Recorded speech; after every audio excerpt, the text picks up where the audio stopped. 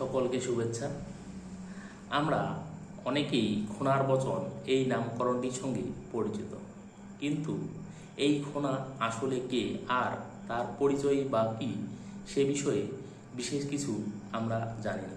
তাই আজকের ভিডিওটি এই খোনার বচন নিয়ে।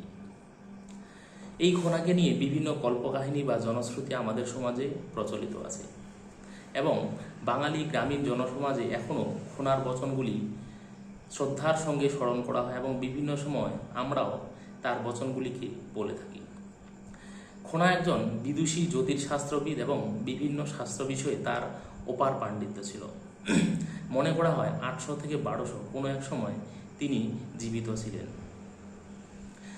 আরেকটি জনশ্রুতি আছে যে এই খোনা একজন বাঙালি বিদুষী নারী এবং তার জন্ম বর্তমানে পশ্চিমবঙ্গের উত্তর 24 পরগনা জেলার বারাসাত মহকুমার দেউলিয়া গ্রামে, যেখানে খোনা মিহিরের ঢিবি নামে একটি প্রত্নতত্ত্ব অবস্থিত। এছাড়াও এই খোনাকে নিয়ে আরেকটি কল্পকাহিনী বা জনশ্রুতি আছে যে সিংহল রাজকন্যা খোনা এবং বিক্রমাদিত্যের রাজসভার নবরত্নের মধ্যে একজন অন্যতম শাস্ত্রজ্ঞ পণ্ডিত হলেন বরাহ। তার পুত্র মিহিরের আয়ুষ্কাল 1 বছর তিনি গণনা করে জানতে পারায় তাকে একটি পাত্রের মধ্যে সমুদ্রে ভাসিয়ে দেওয়া হয়। সেই পাত্রটি ভাসতে ভাসতে ঘটনাক্রমে সিংহলে এসে পৌঁছায় এবং সিংহল রাজা তাকে তুলে নিয়ে লালন পালন করে এবং বিভিন্ন শিক্ষায় পারদর্শী করে। পরবর্তীকালে তার কন্যা লীলাবতীর সঙ্গে এই মিহিরের বিবাহ দেয়। পরবর্তীকালে মিহির এবং তার স্ত্রী লীলাবতী বড়াইয়ের কাছে এসে উপস্থিত হয়। বরাহ বিক্রমাদিত্যের রাজসভায় তার পুত্র মিহিরকে কাজে নিযুক্ত করে।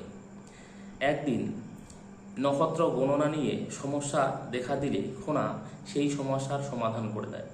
একজন সামান্য স্ত্রীর কাছে নিজের অপমান বোধ করে, এই কারণে বরাহ তার পুত্র মিহিরকে তার পুত্রবধূর জিভ কেটে দিতে বলে।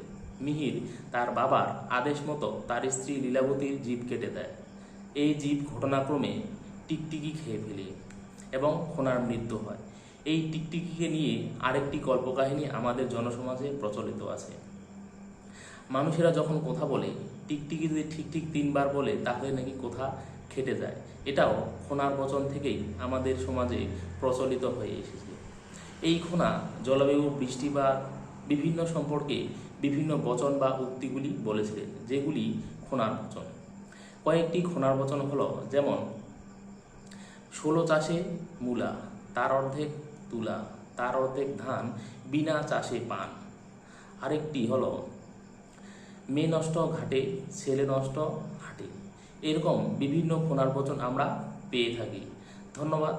আজকের ভিডিওটি এটুকুই। পরবর্তী ভিডিও আমি আরেকটি নতুন টপিক নিয়ে তোমাদের সামনে হাজির হব। ধন্যবাদ।